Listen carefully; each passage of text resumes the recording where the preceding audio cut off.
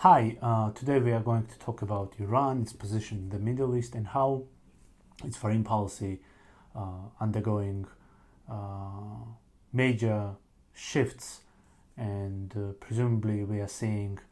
no longer a policy of neither East or West, and increasingly the one which is characterized by Iran relying more on Eurasian actors such as Russia and China. This is significant because that changes the foundation of foreign policy understanding in the Islamic Republic of Iran, which has been dominant since the Islamic Revolution of 1979. Back then, fathers of the revolution argued that Iran should maintain balance in its external relations. Back then, the world was divided into two camps: Soviet and democratic capitalist world, and the new Islamic Republic was eager to maintain distance from both camps, but by that Tehran tried to increase its influence along its borders, primarily in the Middle East. Since the end of the Cold War and the breakup of the Soviet Union, Iran had far bigger ambitions, I would say, and perhaps even had a certain momentum to increase its influence in the South Caucasus, Central Asia, those territories which gained or regained independence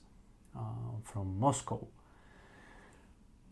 But over the past several years, we see a critical shift taking place in Iran's foreign policy, and we see how the country forges increasingly closer ties with Russia, China, and other Eurasian actors,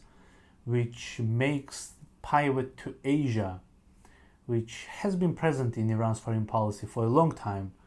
but now it became more pronounced, which makes many believe that that might be a longer-term development,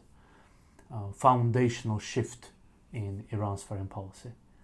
I wouldn't argue that this is the case, but it's certainly worth watching and analyzing, and it is clear that this shift is taking place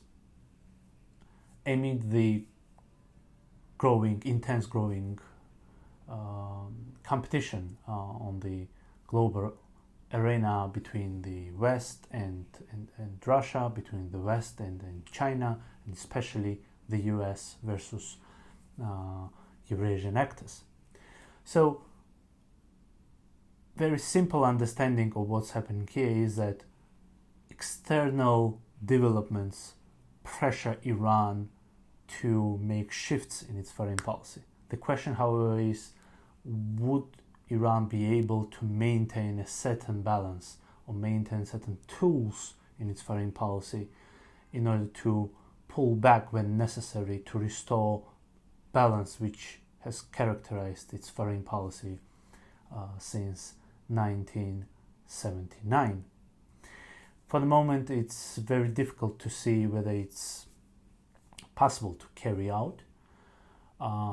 because we see how degraded are the bilateral relations between Iran and then the collective West.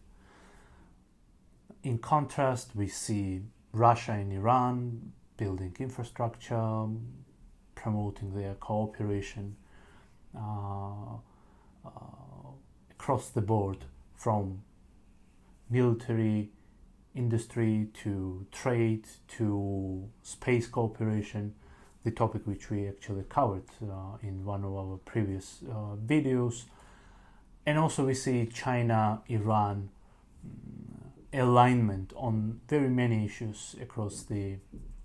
Middle East and generally when it comes to global order. Surely, if we compare these two big actors, we see that China has much less of common understanding with Iran than Russia and the Islamic Republic. Primarily, that's because of how pragmatic Chinese are. Russia is similar to Iran. Russia is very heavily sanctioned, so it now freely engages Iran on many topics, primarily trade, investments, and so on and so on. But with China, the situation is different. Chinese are very careful not to incur secondary or major Western sanctions, primarily US sanctions, and that's why if we look at the bilateral trade and especially investments coming from China to Iran, you see that the level is falling far, far short of expected levels or pledged levels laid out by both sides in Tehran or Beijing. So the three major countries, I would say, across the Eurasian continent, China, Russia, and Iran, they are increasingly cooperative. And we see how Iran is looking eastward more than it does towards other regions, which makes you think that there might be a long-term shift taking place in the country's foreign policy.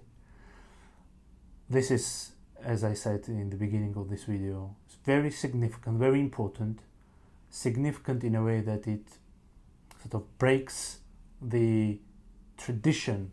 laid out following the revolution in the late 70s, and it remains to be seen whether the Iranian leadership will be able to sort of restore a certain balance in its foreign policy.